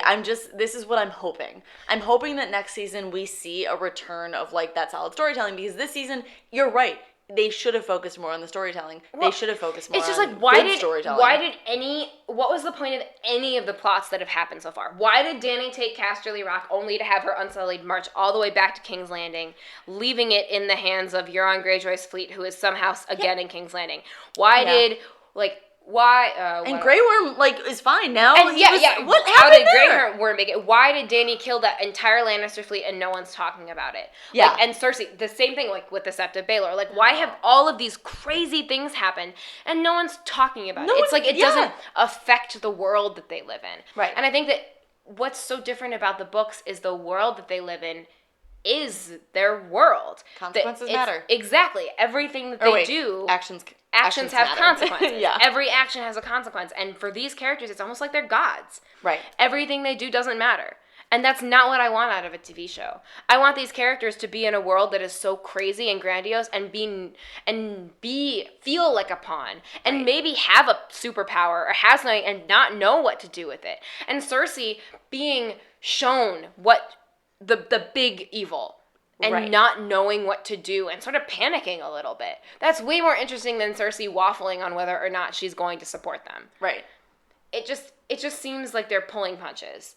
And it seems like they're rushing through it because they know that they can. Yep. And it's like, no, you can't. Like, we didn't watch this show. I mean, for the first few seasons, we didn't have giant dragons. No. We didn't have amazing CGI. We didn't have any of that. We relied on the intricacies and on the game. Right. We relied on that. That was why we started watching it. That's why people started reading it, because of the story. So don't float away from it. No, and also, like, I'm just not interested in watching a movie every single time I watch Game of Thrones. I'm not either. That's never what I signed up for. We watch Game of Thrones instead of movies. Like, that's what it was supposed to be. Yes. Yeah, I mean, I don't remember how this part of the conversation started, but I like it all. I don't either, but I'm glad that we're there. It's really frustrating to me, and I'm sort of grateful that there's only 6 episodes left, because I'm like, how much can you screw up in 6 episodes? And a lot. Look, there's a lot that you can do, but I'm really hoping that for season 8, if it's all action and no consequence again, I'm just going to look at this show and as it was the first 4 seasons and nothing else. I can't, and I'll read the books and keep quiet about it because there's nothing I can do. There's nothing we can do at the end of the day. We can complain and complain. But it's happened, and they're going to continue writing it as they write it. I won't accept it, though. I mean, it won't change anything, but I don't accept that you can have a super successful TV show, and just because you know people are going to watch it means you can give up on the story. Yeah. This season was missing 3. Next season is missing 4. So they've run out of time to tell this story. Yeah. They're scrambling on what to finish it with, and they've given up on the intricacies of what it used to be. Right. And it makes me very sad. So after Cersei tells the group that she's going to ally with the North. Yes. It's a blatant lie. Yeah. We all Tyrion is just dumb to believe that. I'm sorry. I just can't. Look, we don't know how that conversation ended with Tyrion and Cersei. I really wish we would have. Me too. You and me both. So we don't know if Tyrion made a deal with her. We don't know how it ended. But Cersei comes out and is like, yes, I will send my troops north. Mm-hmm. It's a lie. But Jon and Danny are like freaking discussing how they're going to get back to White Harbor to get to Dragonstone, and Jorah's like, you should probably fly, it's safer. Yeah. And Jon's like, nah, you should ride the boat. And by boat, I mean my dick. Want to test that theory you can't have kids? Because I know you like that position as your fave. Oh wait, we did missionary the whole time because apparently the sex that everybody's been waiting for 7 seasons is the most vanilla sex that you can get out of Game of Thrones. Yeah, that's true. Oh my god. Just like, you guys, I'm sorry. That's how you know that they never planned on having Jon and Danny bang it out until this season. That's how you know. It's just like this type of, I'm sorry, missionary? The most vanilla of all sexual positions? I literally don't have words. I do not have words. Like, so clearly Jon and Danny bang it out in this episode. In case that wasn't obvious. No, it's a romantic position. You're right. It's a oh god, like So not only do Jon and Danny bang it out. Yeah. Not only do Jon and Danny boink it. Boink it on out. Boink it on out. But while they're doing it, this is the time that the showrunners decide to reveal Oh my god. Jon's true lineage. Through a conversation between Sam Tarly and Bran Stark, who meet again. And I loved that meeting, too. And the meeting. I thought that was great. Great Cute little meeting. Don't know how Sam got from there to Old Town, from Old Town to Winterfell no so fast. Questions. I don't care. I've given up I don't care anymore. on that kind of stuff. He rode on the back of a raven. At honestly, this point, yes. Sure. He rides into Winterfell, goes and sees Bran Stark. Sam tells Bran, Jon is on his way back with Daenerys Targaryen. Mm-hmm. And Bran goes, he needs to know. And you and I both looked at each other like, please, are you kidding me? And this is another thing where it's like, they just were waiting for the season finale to drop this information. They were. And that's how you can, and it's like, we all knew. We know that Jon is the child of Rhaegar and Lyanna. We know that they were married. The fact that two characters are now figuring this out. Here's the thing. Oh my god. There's just so much. Like, here's my main thing. Take me there, Carly. Take me there. I will take you there. If this was truly as important of a piece of information as Bran says it is and knows it is, he would have tried to send a raven. He would have tried to send literally anybody to get this information. I don't care if he wanted to tell Jon in person. There are ways. We've seen the fueled up like Red Bull ravens in this world. They make it quick, man. They make it real quick in like an hour. They apparate. They do. Like, they'll make it in time. They'll make it there. Like, there were so many ways he could have sent that message, and it was a dang important message. And he looked so panicked, like, Jon needs to know. It's like, right. Okay, Bran, I understand that maybe you didn't think this was a pertinent piece of information for some reason, that Jon is not Ned Stark's son. Don't understand why. You were just sitting on it. But, like, to tell his best friend and still not have made any action toward telling your pseudo-brother about it just doesn't make any sense to me. And then the fact that they overlaid it with, Jon and Danny. The most disgusting not disgusting, the most, like, egregious misuse of a voiceover I've ever seen. Cutscenes. Cutscenes. It really was. And I appreciate seeing Rhaegar and Lyanna on my TV. What I don't appreciate is the recycling of Viserys' wig. That was just strange. That's weird.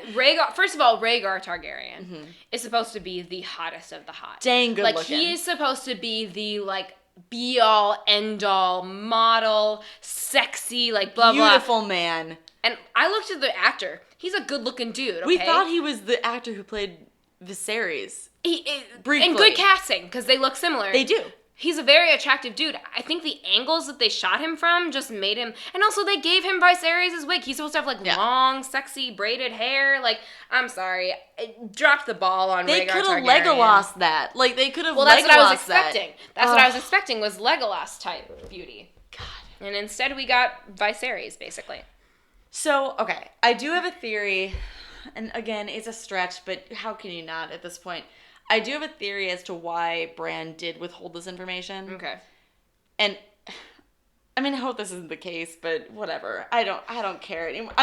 You see my face. I know. Like, she's been over since she's been over this since the day we watched this episode. Anyway, so my theory is that Bran didn't release this information earlier because maybe this baby, which is going to happen. Like, there's no even doubt. A question. Oh god, they drove that home so hard this whole season. Just it's like all they been the baby talk. Targaryen, exactly. I think Bran maybe it's like, I had a vision. The baby needs to happen. Like, that needs to be a thing. Maybe the baby's as well high. Why wouldn't he have said that to Jon?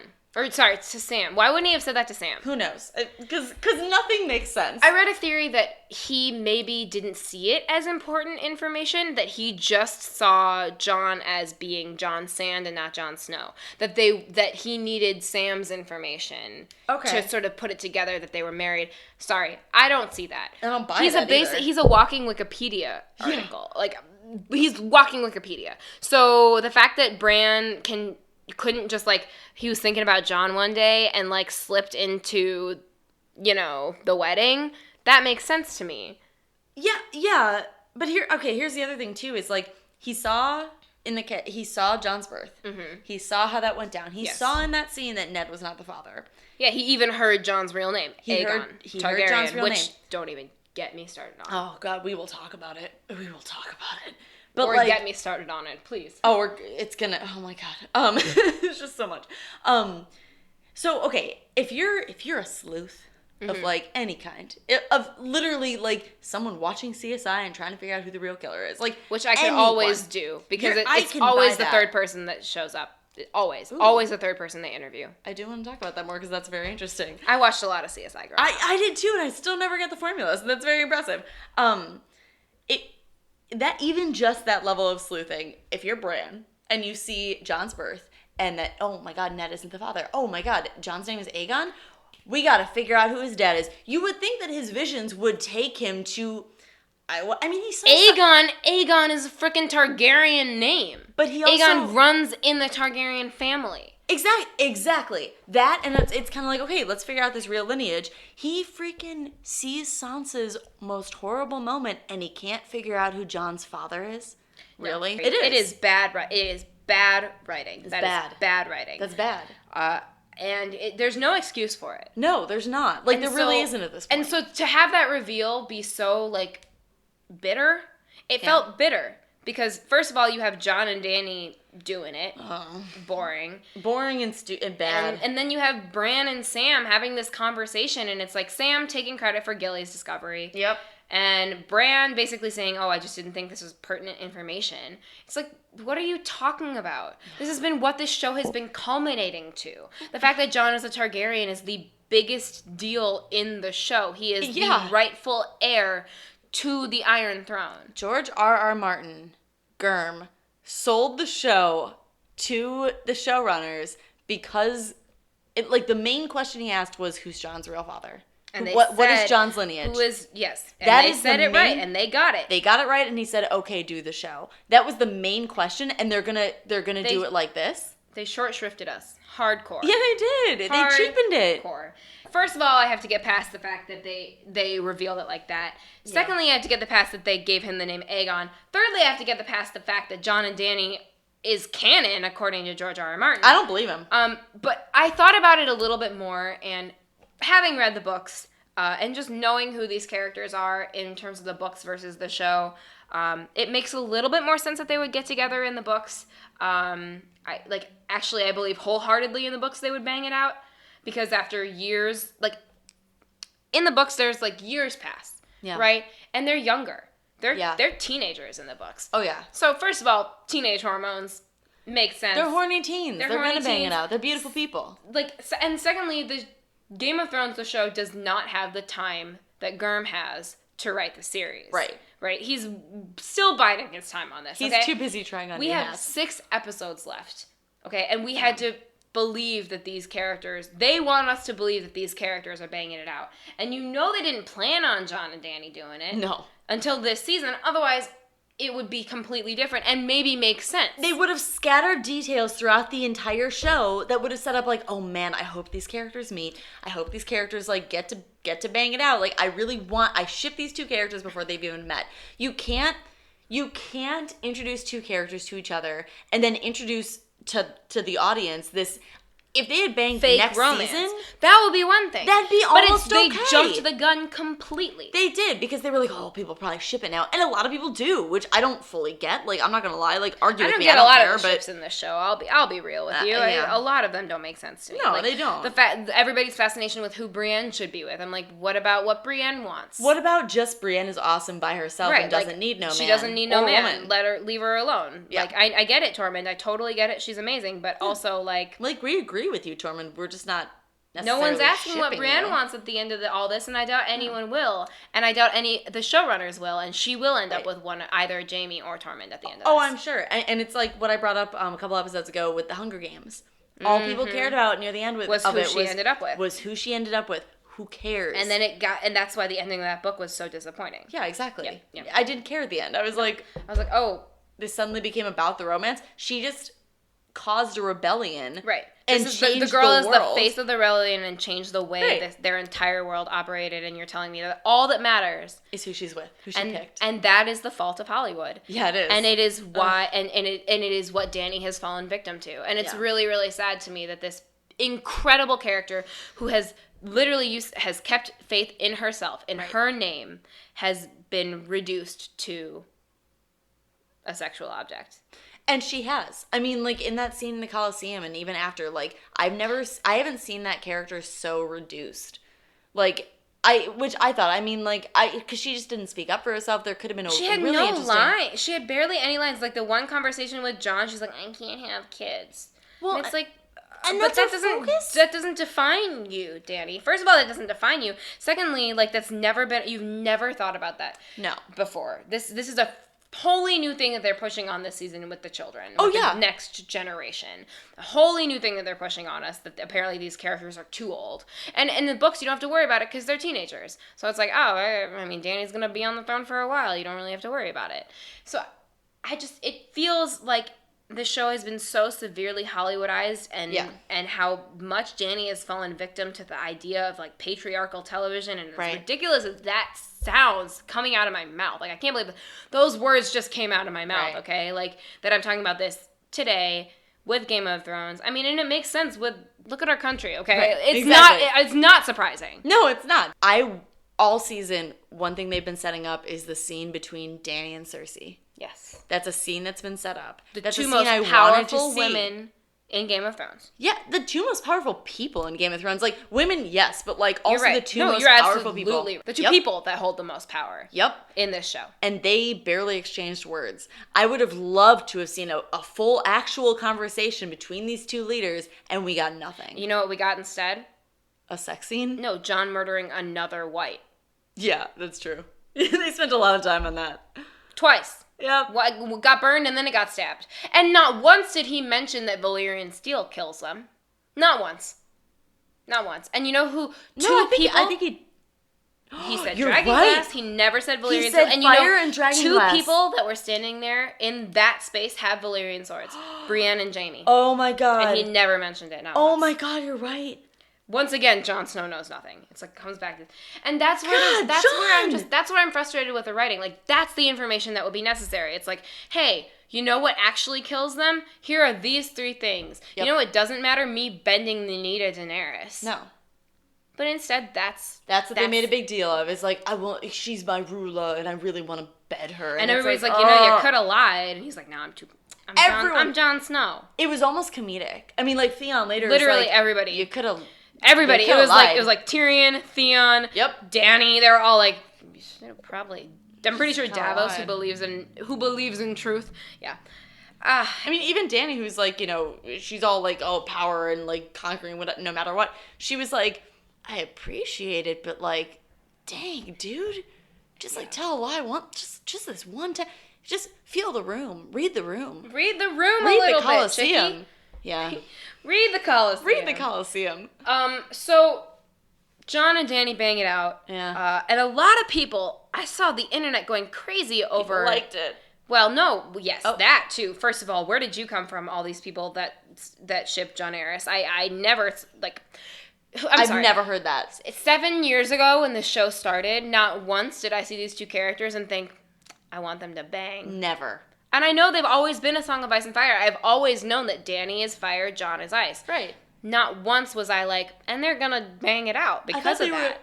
I thought they were going to fight it out. Yeah. They were always going to come to blows. Jon's going to be I was always like, Jon's going to be the big evil of this at the end of the day, and Danny's going to be the good guy, and she's going to have to kill Jon. Yeah. Well, that might still happen. I kind of hope it does at this point. I don't care. Oh, right, at this point. I don't know.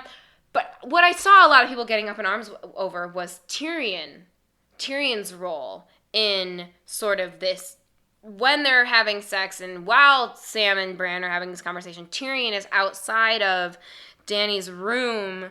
Just straight creeping. Sort of just eavesdropping a little bit. Yeah. And I've seen a few theories. I've come up with my own theory. And we each had different theories about what that meant. We did. Yeah, definitely. So what were your theories on Tyrion's eavesdroppings on Jon and Danny? Because clearly they made it a point for us to know. Tyrion was outside that room and knows very much what went down. Yes. Jon knows nothing. Tyrion knows everything. Literally everything. And poor Tyrion. He does not want to know. No, he really doesn't. He really doesn't. So I have a theory that I don't necessarily like adhere to, but I think it's interesting. And then I also have my own theory of what I thought was going on at the time that I don't think was it, but it's worth bringing up. Mm-hmm. I thought while watching it, my initial thought was that Tyrion had maybe received Raven with this information and was literally on his way down to Danny to be like, hey, I got some news for you about Jon's lineage. Mm-hmm. You really should listen. Like, I've seen the looks. You gotta listen. Like, this is important. So that's kind of what I thought is, like, he just arrived, like, not quite in the nick of time. Yeah, like, just missed it. He's, like, holding it like, ow. Oh, I'll just burn this. Right. Well, all right then. Oh, fiddlesticks. Oh, dear. Oh, dear. Oh, no. Oh, no. He sounds like the Night's King. Yeah, basically. He is the Night's King when he gets stressed. Yeah, yes. We're all a little bit the Night's King when we get stressed. So that's what I thought was going on. I read a theory earlier today. Again, I don't necessarily know if I believe this theory, but I do think it's interesting to talk about. The theory basically said that Tyrion was giving that look as he stared at the room, at the door behind which really vanilla, boring sex was happening. Mm-hmm. He was like, you know what that look was? It's just of disappointment. Like, I expected better from you two. Yeah, exactly. Like, I've had a lot of sex, and like this is just boring. Sad. Yeah, this is just, have you guys never done, you have? And you're like gazing lovingly into each other. You expect me to believe that you're like attracted to each other right now? Do you know each other's last names? Clearly you don't, because you don't have all the information. Just saying. So the theory I heard is that Tyrion actually, off screen, when we didn't see it, made some kind of deal with Cersei that betrays Danny a bit, and that he actually, like, has not necessarily switched sides, but has made a deal that Danny she would not have approved of. Exactly. So that was what I read. My OG theory, to sort of go on that, was that Tyrion definitely made a deal. You don't see what happens at the end of their conversation. All you see is Tyrion sort of bait Cersei a little bit, like, yeah, kill me. I dare you to kill me. Then she doesn't, and then they have drinks and wine. Yes. And they have a conversation. And he goes, you're pregnant? And the scene ends super abruptly. The scene ends after Tyrion finds out she's pregnant. My first thought was, if that baby is legit, Tyrion's whole thing, he doesn't think Danny can have kids, right? His whole thing is, your baby, the baby that's inside your belly, that whoever that is will be on the Iron Throne one day. And he's giving Cersei that sort of like, this is your safety net. Right. Like, I will make sure your child survives this. Yes. And I will make sure your child is ready to be on the Iron Throne. The fact is, Tyrion doesn't have the grounds to make those types of deals without getting Daenerys' permission. So whether or not he did that, and then so he's now watching Jon and Danny, or knows Jon and Danny are doing it, and has this, like, theory in the back of his head, like, oh, God, what if she gets pregnant? I've made the worst decision of my life. Or he didn't think they were going to bang, because nobody did. Or he didn't think, and so my other theory, and this is when this is not my theory, this is when I read on Reddit, but I sort of fleshed it out a little bit. It all comes back to history repeating itself, right? Especially as the sex scene was overplayed with Rhaegar and Lyanna's secret vows. Tyrion knows what lies in the shades of gray that Westeros is. He knows what happens. History repeats itself. It's very, very clear. Right. So he's considering the possibility that this might not end well. Right. He's not maybe thinking of the big picture, but he's just like, Rhaegar and Lyanna, things didn't go well for them. They're both dead, and they're the cause of the war. Right. Jon and Danny, history repeats itself. There's a domino effect there. She's not breaking the wheel. She's not breaking the wheel. She's actually starting the wheel over again. Yep, she's just re-rolling the wheel. Right. Pushing that wheel continually. There's even a Baratheon. There's even a Baratheon. Like, there's even a Baratheon. Literally, history is exactly the same. History is stagnant. There are still Lannisters, Starks, Baratheons, and Targaryens. They are the strong houses still. Right. It's a question of what's going to happen now. Right. That the Night's King has broken through the wall, which is the final scene of this episode. And I think, is there anything else you want to talk about? I never want to talk about this. I'm so done. I'm so done with this episode. I know. I'm so ready for this last scene. You can tell from my voice, I'm like, is there anything else? Yeah, please don't let there be. And the fact is, look, I want to, this podcast hopefully will, I don't want this podcast to be over for the 2 years that Game of Thrones isn't on screen. Which is nuts. Like, so, I don't understand what we're going to do. We're gonna figure it out. But if there's anything that we forgot in this episode, we can rehash it in later episodes later on in this month. But in terms of just, I don't think there's anything else that I have to say about the finale except for this final scene, which I thought was really freaking cool. It was awesome. This last scene, if they had ended on the Daenerys sex scene, more like the generic sex scene, but like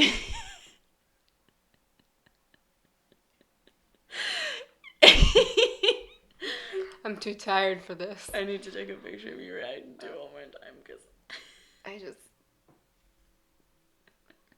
it's too much. Anyway, Daenerys. If it had ended on the vanilla sex scene, I would have maybe lost complete faith in the show. That last scene is the only thing that saving grace. It was the only thing that was like, okay, I can walk away from this episode and still feel good. Yes. Because that last scene was amazing. Agreed. So what happens? Oh my god. So we finally see the dead reach the wall. We do. Which itself... Reach Eastwatch by the sea. Exactly. Which in itself, big deal. Like This is something that's never happened before. Right. In Game of Thrones. They're at the wall. Ever. But they have a kicker. They stop right before the wall. And who's at the wall? Oh, our favorite. I almost said Jormund. It's Tormund. I wish Jormund were at the wall, but instead it's Jormund was a thing. Bermond. Wait. Beric and Tormund. Bermond. It is Bermond. It's Bermond. It's Bermond is at the wall. I like Bermond. I'm a fan of Bermond. I'm a fan of Beric and Tyrion being in the show at all and having gotten more screen time. So like, yeah, I'm a fan of Tormund. And clearly they have like some plans for Beric and Tyrion. A lot of people were worried that Tormund and Beric did not survive this. Oh, I think they did. But they would have made it. My favorite was on Reddit, the one person who was like, "Are we just supposed to believe that they're on the side of the wall that is fine?" Which, yeah, I think that's exactly what we're supposed to believe. The side of the wall that didn't crumble into the sea. Yeah. That's what we're supposed to believe. That they because there's sort of a shot right before the wall crumbles that they both leap and make it, and then that's the last shot we get. Right. But needless to say, we'll be digging Tormund out of the snow, probably with our and Beric, obviously, with our words. And our words. So what happens though? Sorry, I interrupted. No, that's okay. The dead have marched. They've reached the wall. They stop shortly before the wall. They do indeed. And there's kind of this tense silence to make way for the screech of a dragon cutting through the silence. Yeah. You hear him, and it's like heartbreaking. Like it's a weird torn thing where like you want to see it because man is that cool, but also it's so sad. Like this poor creature. And here comes the Night's King riding on the back of him. I know. Riding Viserion. Zombie dragon. Poor Viserion. Once again, with history repeats itself, Viserion being the first of her dragons to die, and, following in her brother's footsteps a little bit. Yeah. Her brother died, and I don't know, it's very sad to me on that sort of level. But yeah, it's very sad. So, the wall came tumbling down. It did indeed. Yeah, he blew into that wall. With his ice fire, which was awesome. The blue flames. That was great. Very cool. You called that. Yep. The wall has crumbled. I mean, like that is really... Oh, they took that wall down. Oh, yeah. There was no problem. And it was instant. You can tell that this was the only thing the Night's King was waiting for. Oh, yeah, for sure. And I will say, too, I do have a little question, real quick, about how they got a white across the wall. I have no idea, because I thought that I've never seen a white be carried across the wall. What I've seen is whites, a corpse get reanimated over the wall. But here's my thing is, like, the wall, the whole idea with the wall is that... It's a mythical, magical magic blocker, right? Yes. And they're not supposed to be able to cross it. Like, that's, and I mean, maybe that just meant, like, it was so big they couldn't cross it. I almost wonder when the Night's King, in season 6, the Night's King pulled Bran out of his vision and touched him. Yeah. And then Bran crossed under the wall. I almost wonder if that is why. Ooh. Like, I almost wonder if that small, tiny little thing that they never really brought up again, but Bran has this mark. Like, I almost wonder if that's by him like, I thought when he crossed under the wall was going to come down. That was my whole thing, is like, the moment Bran crossed under the wall, it would come down. And nothing happened. But I almost wonder if, like, the warding magic was the key. In some way got annulled. I totally buy that. And also, I will say, too, I was going to revisit a Bran theory that he was the Night's King. After this episode, I don't think that's a thing. It doesn't seem that way. No. It sort of just seems like Bran is still a plot device at this point. Right. But the Night's King, well, they're making, interestingly enough, I was looking at a side-by-side comparison of the Night's King in season 5 to the Night's King now. Yes. And, oh my God, the changes are, he looks so much more human. He looks like a person now. He's very clearly a person. And he wasn't, like, in Hardhome. He wasn't. He didn't have those facial features that made him look human. And I don't think I like it as much. He looks like Ice Darth Maul. It is exactly that. Yeah, you know, his summer wear is Darth Maul and his winter wear is the Night's King. Like, he's got both. He gets best of both worlds. Like, it's like a scarf. Yeah. It's like a scarf. Yeah, just like that. Yeah, exactly. It's very interesting to me that that's what they've chosen to do with the Night's King, is make him more humanized, because it begs the question of what they're going to do with his origin story. Because that's my biggest question mark of the whole season, is like, who the hell is the Night's King? And who is he? Why? That's all I want to know. Why? I want to know why. And also, I don't remember if I brought this up on the show or not, but maybe I didn't. So his goal, presumably, because, like, that's another thing we don't really know. We don't really get what the goal is. No idea. I mean, it's the same. You could almost argue that the same thing is like with The Walking Dead. You don't know, like, what the point of zombies taking over the world is. But with those zombies, there's no. Well, with those zombies, there's no leader. There's no leader, right? Well, they're also not sentient. But neither are the whites. Okay, well, but are they? Well, you could argue that the White Walkers are sentient zombies. The White Walkers are, but are the whites? Right. No. So, like, there's tiers. Well, even. But that white was screaming.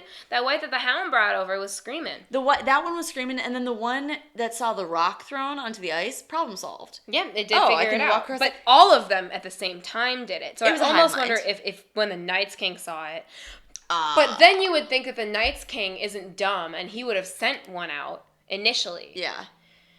There's a lot of questions. There's a lot of holes in that plot. I'm not going to lie to you. This show is Swiss cheese now. I mean, there's so many holes. But the thing is... So true. God, that's what this show is. The thing is now, like, here's what I wonder most about the Night's King, and I've had this discussion before because it just... I can't stop thinking about it, is if the goal, let's say, the goal is to get out past the wall and to take over the world. Let's say that's the goal. When you run out of human people who are alive... What's the point? Right. So what is his ulterior motive? What's his end game? Yeah. What is his mission for himself?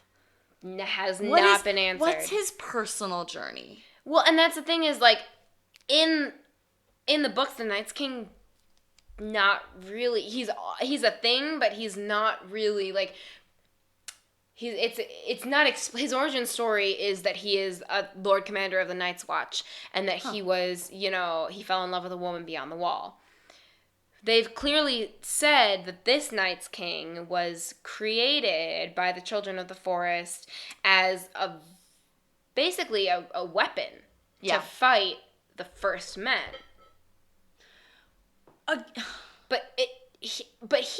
So first of all, the Night's King has never spoken. We don't know how he guides his armies. We don't know how he controls any of this. We have no idea what the extent of his powers are. Right. Which, honestly, I mean, as far as that, I'm okay with that. Yeah, as long as they answer it. They need to answer it well. Yes. That's the thing. Because you know that they're going to answer it one way or another, hopefully. But they need to answer it well. It needs to...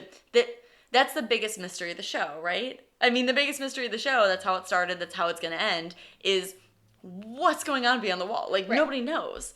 And so that's I hope they do it justice. That's all I can say. I really do too. And yeah, I do too. I think this season has been really rough overall. But I have so many questions that I want answered that I'm not going to not watch next season. I need to know. I need to know who the Night's King is. And if they end up not telling me, and if he's just a villain, then this show has really failed. Mm-hmm. If not, if he's well-rounded and makes sense, that'll be one thing. But right now, it doesn't seem like his motives make sense and that he exists to be a villain to any. He's just a bad guy. He's just a baddie. Mm-hmm. Yeah. I agree. She's stuffed her face full of donut holes. So let me hear your beard rating for season 7 as a whole. Okay.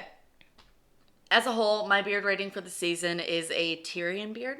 Okay. Because it is it's full and fully formed. And, no, I won't say fully formed. There's a lot going on there. I just don't like it. Not a fan of Tyrion's beard, eh?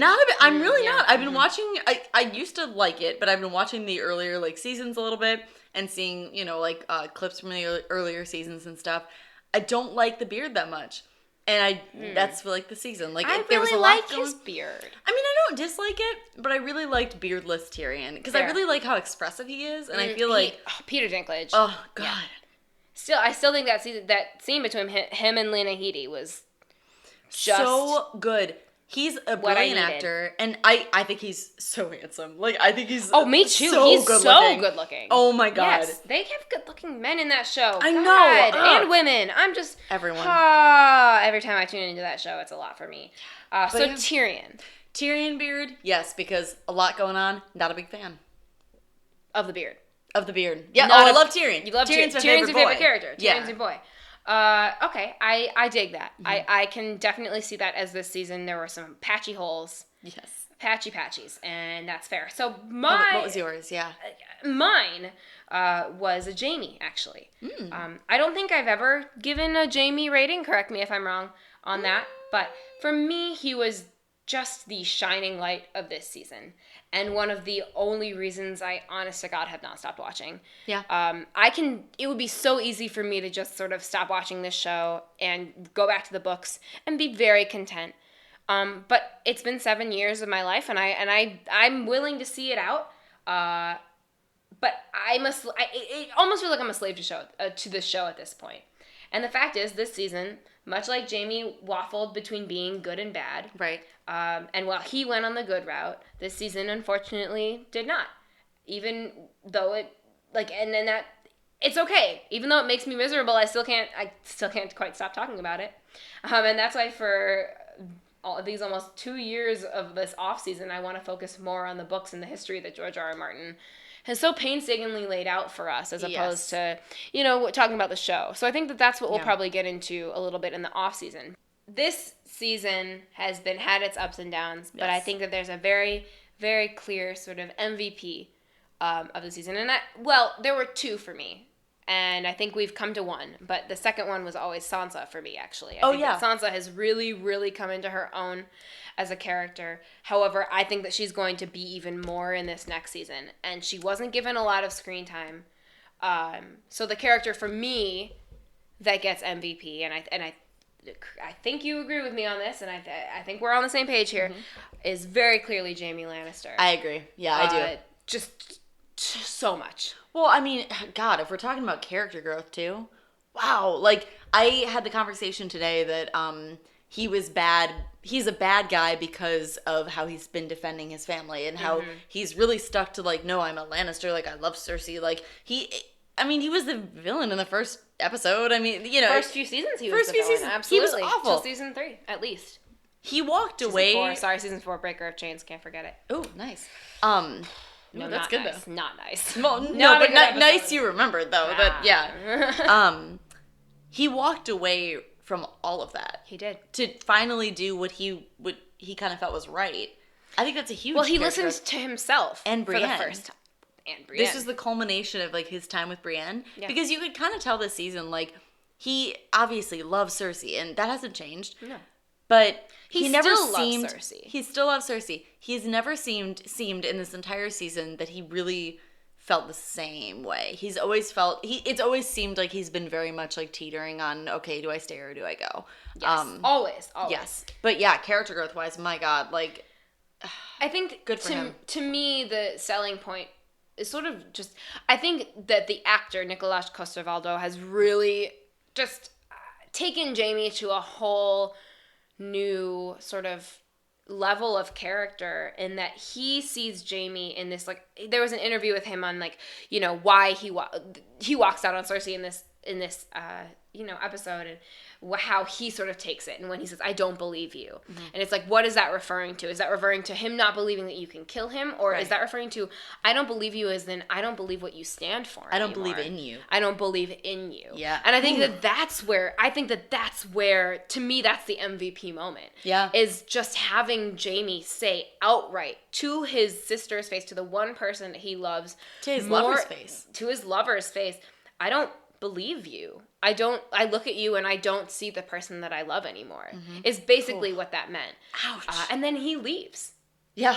And I had been saying, you know, this baby, I was really worried. We both were pretty worried that the baby would be a reason for Jaime to stay. And I think it was initially. For a bit, yeah. Initially, absolutely. And they had to give us that. And I think that that's what they did really well. They did, Is that they made us worry for a second that Jaime wasn't going to go down the Valonqar hero route. Right. The stakes would have been higher if they hadn't repeated the same scene that they had with Tyrion earlier, but at the same time, like, we were watching it together and neither of us knew what was going to happen. We didn't know how that scene was going to end. I absolutely thought that Jaime was going to die in that. I did too. I haven't been that nervous, like that genuinely nervous in seasons. No, I knew Tyrion wouldn't die because he carries weight. Cersei murdering the hand of the queen, the hand of the other queen would have caused a war. But Jaime, no one cares about Jaime. Jaime doesn't matter. So the fact that he didn't die and that he had the balls to walk out and that he did it, and not only that, he left his house behind. What he says is, this isn't about houses or honor. This is about our lives, and this is about the big enemy. And the fact that Cersei couldn't see that, there's no reason for him to stay anymore. He's seen the big bad. Right. He knows exactly what it is. He knows what it is, and oh, God, yeah. And you can't deny it. No, and I'm amazed that, I'm not, like, shocked, but I'm amazed that Cersei hasn't bought into that. I mean, she even said, like, oh, like, when I saw that white, like, all I thought, or when I saw that, like, you know, zombies, she doesn't know it's the enemy. It's the enemy, and oh, my baby. Like, that's all I could think about. And yet still, she's like, no, it doesn't matter. So, I don't know. I love that Jaime is the one who does see the big picture, and God, I can't wait to see. We've seen this character on the rise for seasons. I cannot wait to see where he goes, because he really only can rise. He can. Even if it ends in death in battle. My fear is that he left Bronn behind. I really wish that he had grabbed Bronn. I know. Because Bronn's going to get killed. There's not even a question now. That Bronn is alone in King's Landing. Cersei was already like, you're not going to kill him? He betrayed you. Yeah. Cersei does not like Bronn, and Jaime left Bronn alone in King's Landing. So I'm a little bummed about that, but I still think that Jaime deserves MVP. I'm so proud of him as a character being able to walk away from the love of his life, and letting someone else talk him into that. Yeah. Listening, and him, I think also that short conversation that he had with Tyrion, where he says, I guess we should say goodbye. You know, that's him realizing that my sister is not, like, he doesn't know her anymore. No. And she's not the same person. I mean, she's not. Not even remotely. Well, she's always been. He hasn't known that side of her. He's always been sort of blinded to the side of Cersei, this bloodthirsty side. Or he's been, not that, but he's sort of just seen it. He loves it. Like, because he's a soldier. Yeah. You know? Yeah. And he's done some bad things. He's done some really, really bad things, and you can't ignore that. But I think that it's also made him who he is. Yeah. Ooh. Okay. And I agree with that. That's why I'm so excited to see what he's going to do next season, and I really hope that they continue to give that character what he's worth. Yes. Yeah. Yeah, I agree. Yes. Well, we have just talked for 2 hours about this episode of Game of Thrones. It was a lot. I'm very proud of us. Are there any other small little things you want to talk about? No, I think we're good. I'm done. Me neither. So, thank you all so much for listening to us this season of Game of Thrones. It's been a stormy sea. It has been a stormy sea, and you've been our rudder. Yeah. And thank you for that. Thank you so much. Yeah. My name is Sophia Matthias. You can find me on Twitter at Commander Tully. My name is Carly Hill. You can find me on Twitter at Chillin555, which is at CHILLYN555. You can also find me on medium.com at HiYesHello. Yeah. And I will also say that just because the season of Game of Thrones is over doesn't mean the season of You Got is over. Damn straight. Yeah. We have no interest in being radio silent for two years. Although it sounds like we're tired now, you can definitely tell we've run out of steam a little bit for this episode. We want to continue on and mainly celebrate what we were given in A Song of Ice and Fire, in the story that George R.R. Martin, that Gurm wrote for good us. Old Gurm. So next week, please tune in for our episode next week. Please stay subscribed to this channel, because next week we're actually going to talk about Aegon the Conqueror. Yes. We're going to go into Aegon Targaryen, Rhaegar and Elya's real son, who is not Jon, even though that was revealed as Jon Snow's name in the show. Aegon Targaryen is a very